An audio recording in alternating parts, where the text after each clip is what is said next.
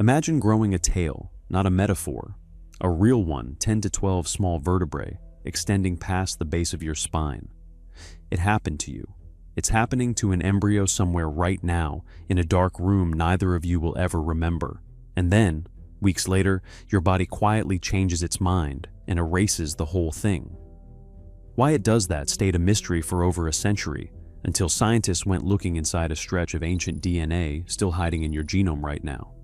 The story starts around 4 to 6 weeks after conception, when a small tail bud appears at the end of the developing spine. By roughly the 8th week, most of that structure regresses through programmed cell death and tissue remodeling.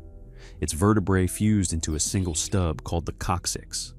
Every person alive is still carrying it. 3 to 5 fused coccygeal vertebrae at the very base of the spine.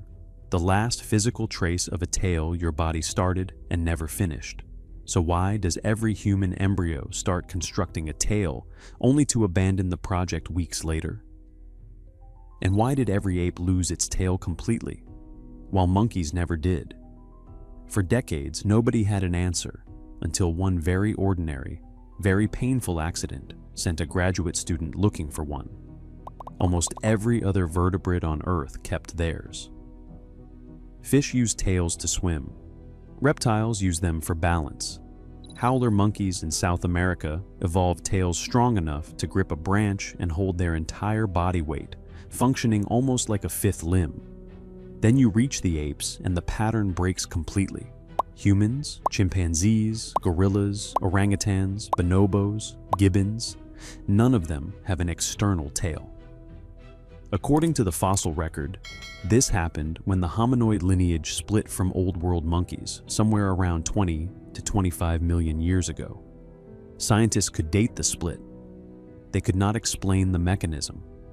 The bones in the ground could tell you when. They couldn't tell you how. The path to the breakthrough started with a bad Uber ride in 2019. Graduate student Bo Xia at NYU Grossman School of Medicine injured his coccyx in the crash, a small, stupid accident with an outsized consequence. It took him nearly a year to recover, and every time he sat down during that year, the pain reminded him exactly where his tailbone was, and exactly how strange it was that he had one at all. That discomfort turned into curiosity, and Xia began pulling up genome browsers on his laptop, comparing the DNA of tailed monkeys against tailless apes, hunting for whatever tiny difference separated the two, working alongside geneticists Itai Yanai and Jeff Buki, both senior researchers at NYU Grossman School of Medicine and co-authors on the eventual 2024 study. Xia's team focused on a gene called TBXT, also known as brachyury, already known to help build tails in other vertebrates.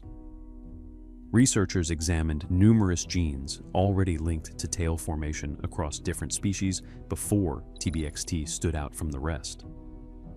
Buried inside an intron of TBXT, a stretch of DNA that doesn't code for protein, sat something called an ALU-Y element, a short, mobile piece of genetic material found only in the hominoid lineage, in exactly the one spot that would end up mattering most. ALU elements are sometimes called jumping genes because they can copy themselves and insert into new locations across the genome, drifting through millions of years of DNA like debris in a current. Humans carry more than 1 million of them, and the overwhelming majority do nothing detectable at all. This one was different. Its position let it pair with a second, older ALU element already sitting nearby in the gene in reverse orientation, and together they disrupted how the cell read TBXT. Instead of producing the gene's full-length version, the cell sometimes produced a shortened one, skipping a section of its instructions. That altered version changed how the embryonic tail developed, and for the first time, there was a specific, testable suspect behind a 25-million-year-old mystery. But a suspect isn't proof yet. So Xia's team engineered mice to express that same altered splicing pattern, and then they waited to see what would actually grow. Some mice were born with dramatically shortened tails. Others had no tail at all, as if the switch had simply been left in the off position. The exact result depended on how much of the altered TBXT version each embryo produced, and the published study, which appeared in Nature in February of 2024, gave the field its strongest direct evidence yet that this genetic mechanism could have played a major role in reshaping the ape body plan. But the mice revealed something else too, something that turned a tidy discovery into a genuinely uncomfortable one. Some of the tailless mice were also born with neural tube defects, malformations that happen when the embryonic spinal cord and brain fail to close properly. In humans, the most familiar version of that condition is spina bifida, which can affect movement and nerve function for a lifetime. Losing a tail, it turned out, wasn't a clean evolutionary win. This mutation carried a hidden cost tied to neural tube defect risk, a trade a species made without ever getting to read the fine print. Jia and his colleagues are careful not to claim the ancient TBXT mutation directly causes neural tube defects in people today. That's not what the data shows. What the mouse experiments suggest is that the same genetic switch that removed the tail may have quietly raised the stakes on a completely different part of embryonic development at the same time. So, why would evolution hang onto a mutation carrying that kind of cost?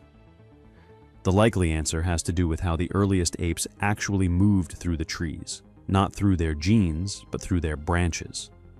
Most monkeys travel along the tops of branches, and a long tail works there like a balancing pole, a fifth point of contact during a fast run or a jump between limbs, the difference between a clean landing and a bad fall.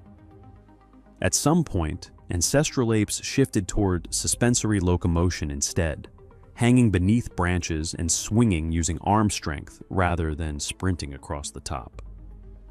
In that world, a tail may have become less useful, and perhaps even disadvantageous. Researchers think that shift toward stronger shoulders and greater upper body mobility may have laid the groundwork for the more upright posture that, much later, led to human bipedalism. It's a compelling hypothesis, not a settled chain of cause and effect. The story hasn't entirely closed, either.